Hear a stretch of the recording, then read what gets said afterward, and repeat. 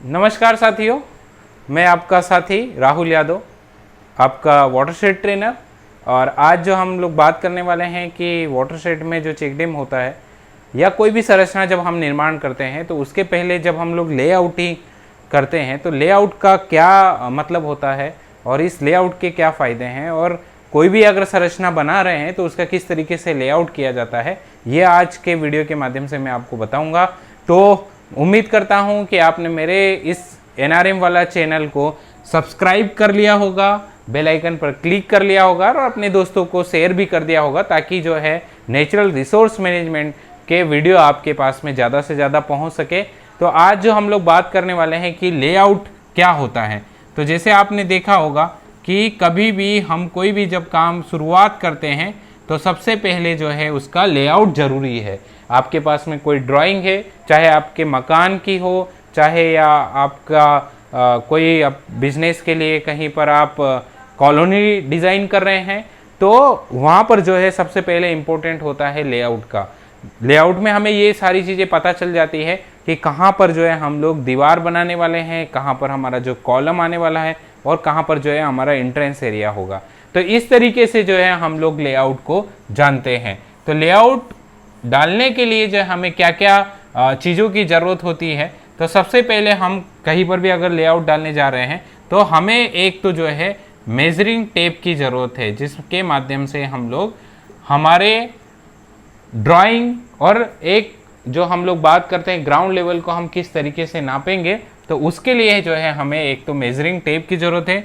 दूसरा जो है हमें लाइम चाहिए, लाइम यानी चूना चाहिए, या फिर आप जो है इसको फ्लाई एश भी रख सकते हैं, इसका मतलब है राख भी रख सकते हैं। ये लो कॉस्ट है आपके, मतलब अगर हम बात करें तो ये आसानी से मिल सकता है, परंतु लाइम को जो है हम लोगों को खरीदना होगा। थोड़ा सा कॉस्टिंग का फ़र्क है, परंतु फिर भी हम लोगों को लाइम प्रेफर करना चाहिए, क्योंकि जो चूने का लेआउट होता है वो अच्छे तरीके से होता है। तीसरा जो है हमें एक रोप चाहिए, रस्सी चाहिए लेआउट डालने के लिए, और चौथा जो है हमें एक पाइप लेवल चाहिए।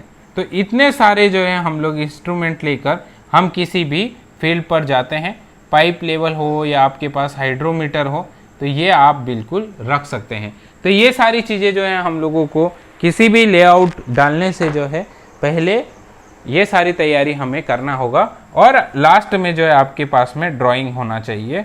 किसी भी स्ट्रक्चर को बनाने से पहले जो ड्राइंग है वो ड्राइंग लेकर आप फील्ड पर जाइए और फिर एक लेआउटिंग कीजिए। तो आज जो हम लोग बात करने वाले हैं कि चेक डैम का जो लेआउट होता है वो किस तरीके से होता है। तो चेक डैम का लेआउट काफ़ी लोग जो हैं बहुत कंफ्यूज होते हैं कि चेक डैम का लेआउट, ड्राइंग तो अब हमारे हाथ में आ गई है, पर चेक डैम का लेआउट हम किस तरीके से डालें, कितना उसका फाउंडेशन का जो है विड्थ रखें, और अगर फाउंडेशन अगर मान लीजिए कि आपके पास में 1.5 मीटर का है तो लेआउट कितने मीटर का डालें, एग्जावेशन का काम कितना मीटर से कराएं, ये सारे सवाल जो है आपके मन में होते हैं। तो आज जो है इस वीडियो के माध्यम से बिल्कुल बारीकी से हम लोग क्लियर करेंगे।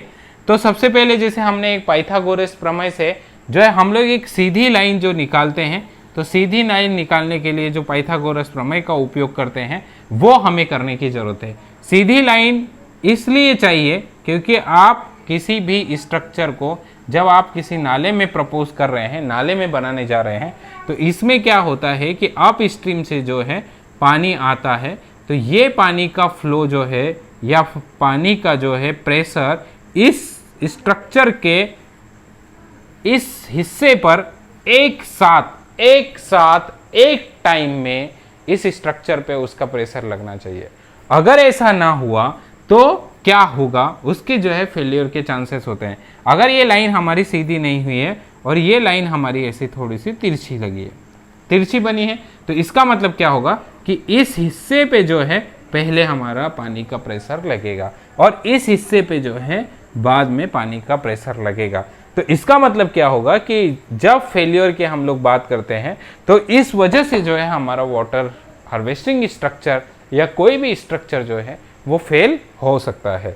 तो हमें जो है सीधी लाइन निकालने के लिए क्या करना होगा, तो हम क्या कर सकते हैं, कोई भी अपना बड़ा टेप रखें और बड़े टेप को जो है एक आप 0 से शुरुआत करें ये 0 से शुरुआत किया हमने, 0 के बाद में हम इसको जो है 4 मीटर तक ले जाएं, फिर हम जो है इसको 3 मीटर तक ले जाएं। इसको 3 या इसको 4 भी हम लोग रख सकते हैं। और फिर हम क्या करें कि ये वाला जो है कोना यहाँ पर हम इसको मिला दें। तो इससे क्या होगा कि ये जो लाइन होगी ये एकदम स्ट्रेट होगी। तो हमें कहाँ पकड़ना पड़ेगा, पहले हमने 0 पे पकड़ा, तो हमने फिर दूसरा 4 पे पकड़ा, फिर तीसरा हमने इसको 7 मीटर पे पकड़ा, और इसको फिर हम लोग जो है 12 मीटर पे पकड़ेंगे। तो आपका जो है ये डायगोनल जो कर्ण होगा ये कितना होगा आपका 5 मीटर। ये निकालने के लिए मैंने अपने लास्ट वीडियो में आपको जो है पाइथागोरस प्रमेय का एक थ्योरम बताया था कि कर्ण का स्क्वायर बराबर लंब का स्क्वायर प्लस आधार का स्क्वायर होता है, ये होता है। तो अभी क्या करना होगा, कर्ण आपका x है, मान लीजिए कि ये हमको निकालना है। तो लंब कितना हो गया 3, 3 का स्क्वायर 9, आधार 4, 4 का स्क्वायर 16, ये हो गया आपका 25, और x का अंडर रूट 25, तो इसका मतलब हो गया आपका आंसर 5। तो ये जो है हमें इस तरीके से 2 पॉइंट कहीं ना कहीं हमको मिल जाते हैं। फिर ये 2 पॉइंट के सहारे जो है हम लोग इस तरीके से एक स्ट्रेट लाइन ड्रॉ कर सकते हैं। तो ये जो है हम अप स्ट्रीम साइड में पहले हम इस तरीके से राइट एंगल हम लोग निकालेंगे। फिर अब हमारी ड्राइंग में कितना मीटर जो है हमें नीचे चलना है। हो सकता है कि आपकी ड्राइंग में इस स्ट्रक्चर का 1.5 मीटर जो है आपका फाउंडेशन होगा। ये कैसे हो सकता है, मैं इसका रूल बताता हूँ कि अगर आप कोई 1 मीटर का स्ट्रक्चर 1 मीटर की हाइट का ले रहे हैं और आपके पास में टॉप अगर 1 मीटर है, तो इसका मतलब है कि आपका 1 मीटर तो बॉटम होगा ही, प्लस इसमें जो है 0.5 मीटर और बढ़ेगा। तो ये हो गया आपका 1.5 मीटर। कितना हो गया 1.5 मीटर, टॉप 1 मीटर 1.5 मीटर। तो ये 1.5 मीटर का आपने क्या किया, बॉटम डाल दिया। अब सवाल ये है कि क्या 1.5 मीटर का हमारा बॉटम है, तो हमें 1.5 मीटर पर ही चूने का लाइन डालना चाहिए, ये हमारा सवाल है। तो बिल्कुल हमें 1.5 मीटर पर ही चूने का लाइन डालना चाहिए, क्योंकि इसमें क्या होता है कि मान लीजिए ये आपका ग्राउंड लेवल है, आपका ज़मीन का लेवल है। आप क्या कर रहे हैं, अगर इसको 1.5 मीटर का स्ट्रक्चर है और आप इसको थोड़ा इधर बढ़ा देते हैं, थोड़ा इधर बढ़ा देते हैं, तो उस समय क्या होगा कि ये जो आपका फाउंडेशन जब आप बनाएंगे, आप सोचते हैं कि मैं यहाँ पे शटरिंग लगा दूँ, तो शटरिंग लगाने के बाद में जो है ये क्या होता है, ये सरफेस जो है आपकी लूज रह जाती है। आपने शटरिंग लगा दिया, शटरिंग के लिए जगह छोड़ दी, कंक्रीट डाल दिया, आपका